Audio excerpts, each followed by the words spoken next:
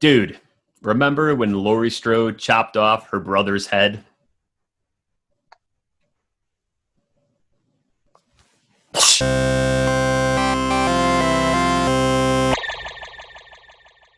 H2O is just one of those slasher films that it sticks with you, man. And I love it because it embodies like everything that was like the 90s slasher, right? It is 90s like straight up. Like Scream kind of paved the way with Wes Craven and everything for that new age slasher, but like H2O just brought it to another level, which I thought was fantastic. And it really defined like my childhood, because I remember I was in middle school when H2O came out, and that was like the movie to see that summer. Yeah, so dude. I think, I think it's awesome. Yeah, that movie is so 90s, it had Creed in it. which Creed also had a part in Scream too. So I guess Creed is that 90s band, dude. But yeah, that movie, each decade of horror kind of has its stamp to it, dude. And H2O like 100% falls in line with those 90s films.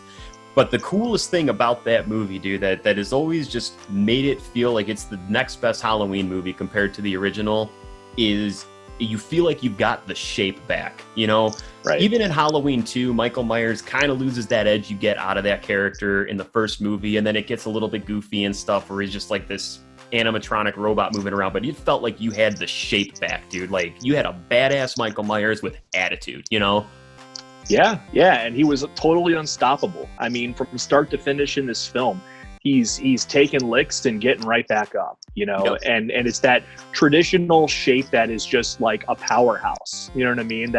That's really what's scary about it, is it's like, does this guy even feel any pain or anything at all? Because he just keeps coming for more. And it's like, the more you put him down harder, the more he gets back up. And dude, absolutely.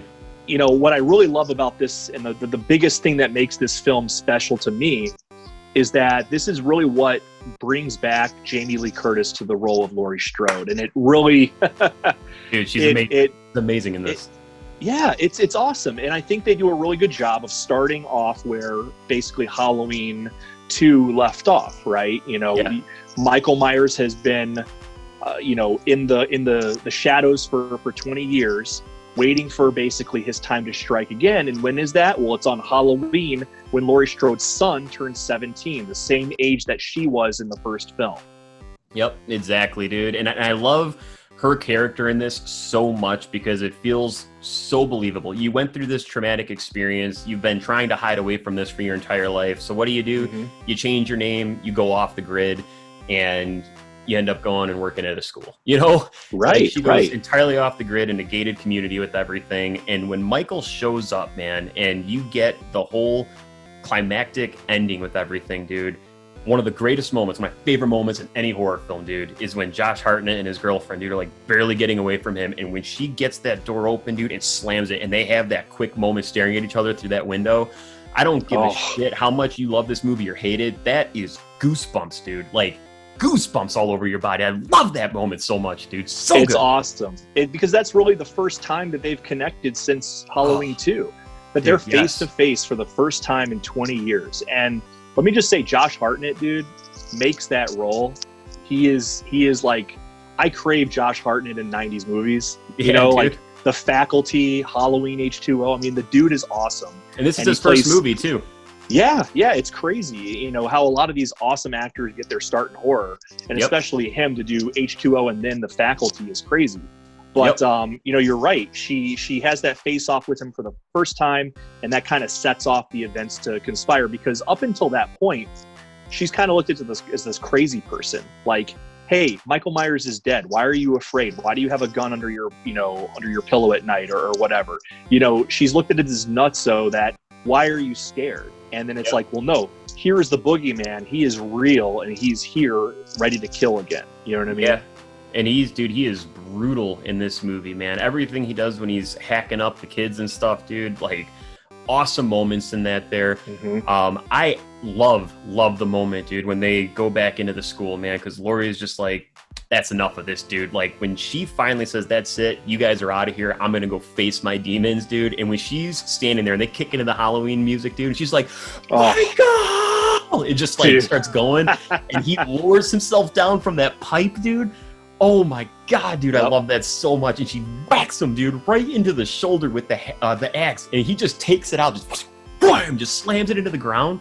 Right. It's so good, man. The whole face-off between them, dude, like it was amazing. It was so amazing.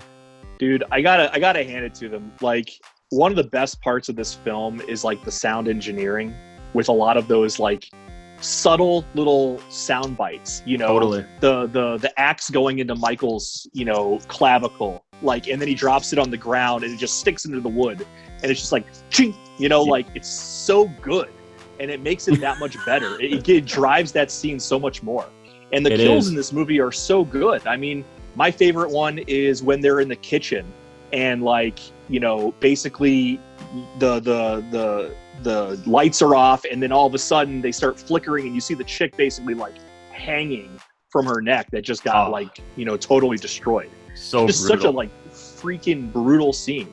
And even like when they get into the little shaft, little elevator that takes him to the next floor, and he just like fucking slices her right then and there, dude.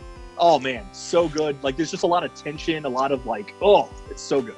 Well, that's some of the great stuff with that too, because when you go and you see all those stuff, like, it's off screen. You see how the kill happens, but then when the bodies are found, all of this happened off screen. So after he already did the kill, like, he's just having fun with his prey, you know? Right. And when you get to the ending of this whole thing too, man, this is why this is Laurie Strode. Like, this is Laurie Strode in this movie, because when she is just hacking and hacking and hacking and hacking and puts him over the edge of the balcony, dude, and he goes all the way down, she's still not done, dude. And, you know, even when she's getting pulled away and you're just like, all right, like, that's enough. He's done. He's done. It's just like, as a moviegoer, you're like, no. And then what does she do? She says, nah, it's enough of this shit, dude. She goes and grabs the body, dude, pulls the gun on everybody else and says, I am finishing this shit right now. Like, exactly. Love it. I love it. And the whole moment, dude, you feel it too. When Michael's pinned between the truck and that log, dude, you feel that moment between brother and sister. Like, it's sadistically endearing, dude, when they're reaching out for each other and you don't really know what's going through their head, but you can feel the emotion between them, and you feel like something's coming, dude, and just, that's it, dude, just done. And that is why H20 is the definitive ending.